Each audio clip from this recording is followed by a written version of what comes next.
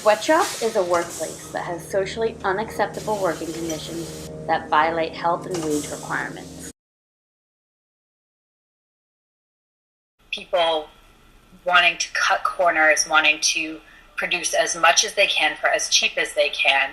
Well, I know that a lot of large companies will resort to other people to do their labor because it's cheap. Or in other countries where, we've had that colonialist influence, we've got all of that.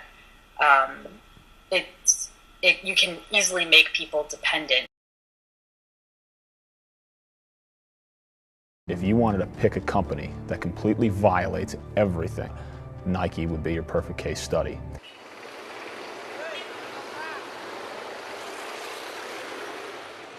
We plopped down in Tangerang, Indonesia, this industrial suburb outside of the capital of Jakarta, with the plans that for the next month we were going to live as Nike's factory workers lived. Nike is in Indonesia for one reason: cheap labor. It's an ideology of maximizing profit at all costs to humanity and nature. And it's this entire, a vicious cycle that starts with the heads of the corporations that want to make a great return on shareholders' investment. Some people say, well, hey, that's the way things are. That's the American way. It's capitalism. That's the American way. No, the American way is democracy. That's what our country was founded on. A belief that all people are equal, that there should be a respect for democracy, for human rights, and for the protection of human life. That's what we're about as Americans. We had made up these wage charts and have them look down at it and then look up and say, Tiger Woods makes enough in a second to buy me a house. Why? I work hard for the company too. And what do you say to them? Well, hey, that's the system. Deal with it, suck it up. It's capitalism, survival of the fittest. Guess you're not the fittest. You get people working in a sweatshop, it's the whole town. It's half the town at least, And so what that does is it creates a culture of uniformity. You've got a prevention of the development of small businesses, and you've got just a lot of cognitive dissonance. It's a problem that's far away and that a lot of people don't think about. And again, it's creating a culture of dependency on cheap labor and cheap goods because if you're getting paid a sweatshop wage, you're forced to shop at those big name clothing stores or like Walmart. It's $1.25 a day. What the hell does that mean? That's going to buy you 2 simple meals of rice and vegetables, a bag of peanuts, a bottle of iced tea, and some dish detergent. And that's all you can get. And that's your reward? The workers would have to share a bathroom with 5 to 10 other families. The workers would have to share living quarters, actually like a row of shacks with corrugated tin roofs. All of those families would share a laundry corner and a kitchen facility, and they would all share the same well to take the water out of. We lived in a 9x9 cement box. It was over 100 degrees, it's 100% humidity, a small window, certainly no air conditioning. No furniture. You slept on a very thin mat on an uneven cement floor covered in shelf paper. The streets outside of your home are lined by open sewers, and what that means, like in the rainy season, you would have all that feces just float up into the streets and into your house. And every time that you go to the bathroom, it comes back out into the sewer for everybody else to see and smell. You would have football-sized rats that would stampede over the ceiling at night and come up through the toilet and look for stuff to eat in the house, or the fist-sized cockroaches that would crawl over you at night. We would go to different workers' homes. You got like 4 women sleeping in an 8x8 cement box, and all their possessions are in there, everything in this small area.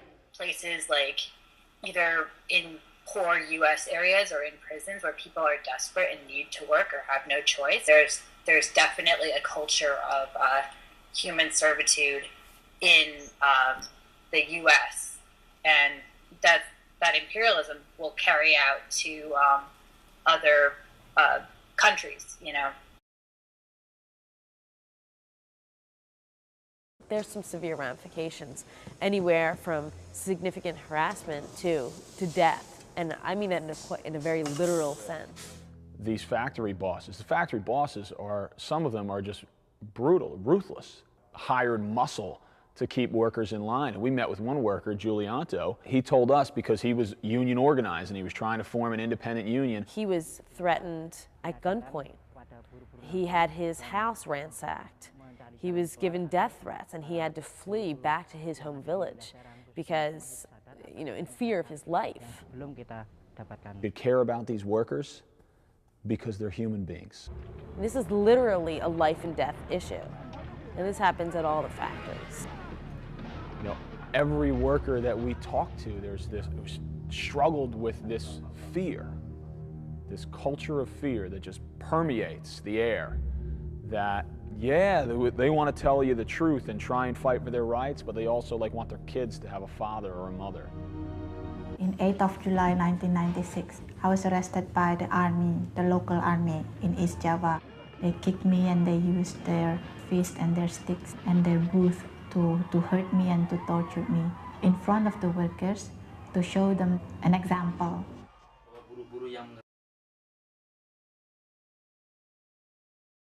You know, I don't like the sweatshop Walmart uses, but I do, I'm grateful to Walmart because I'm in a bad financial state right now. I can't hold a job because of my anxiety, and that's the only place in town that I can go to buy stuff, that to have a life thing. And that's what Walmart will tout in their advertisements, you know, save money, live better, you know. But how are you saving money?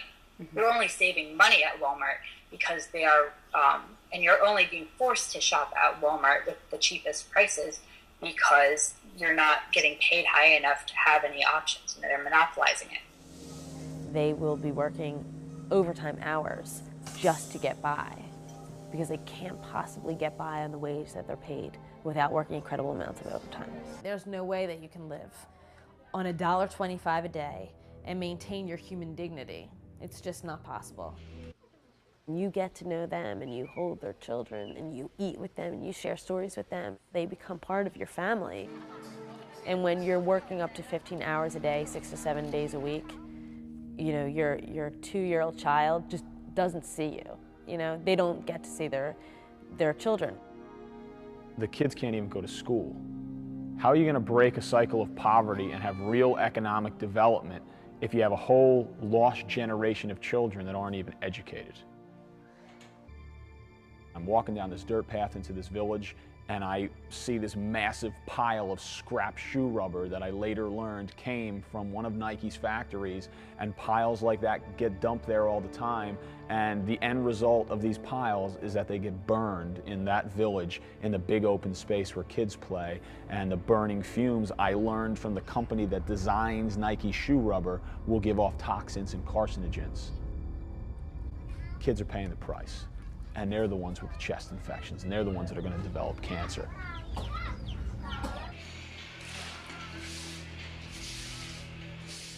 I lost 25 pounds living on Nike's wages in Indonesia.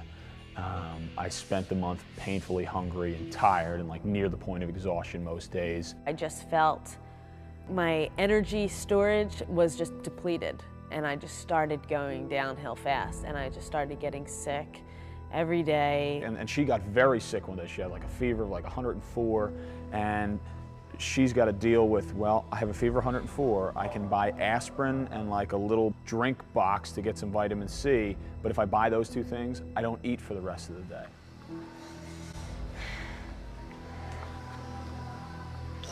I don't know what this is gonna do. Because we're gonna go home, we're gonna say, this is not enough money, and no one's gonna do a damn thing different.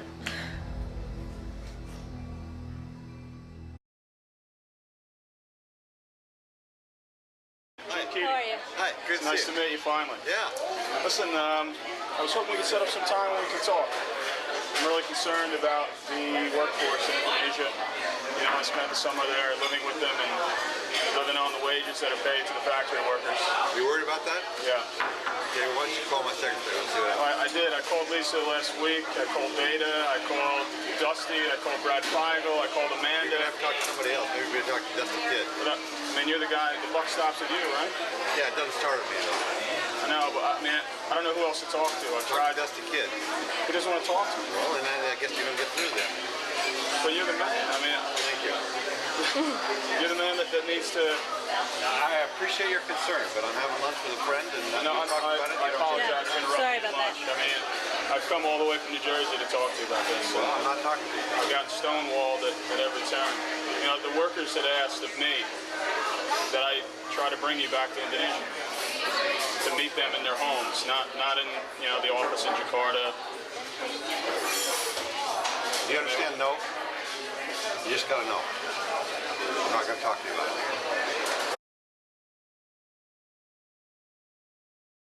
I think the profitability has to be made aware of that the large corporations are making money. Using awareness. Makes goods available to people at reasonable prices that are competitive with the low prices that companies that sell products made in sweatshops have. They can wear like a rainbow pin or do the Day of Silence or whatever you guys do to support those like cis white gays, and like, I mean, I think that real activism or real things that you can do to combat sweatshop labor is actively speaking about it. You know, recognizing this position as local, affecting Americans, affecting other people, human beings, and intolerable, you know. And I mean, it's a battle you have to pick. You're not going to be able to use all ethical goods if like you really can't. Like, As high school athletes, as college athletes, as consumers, you've got tremendous power.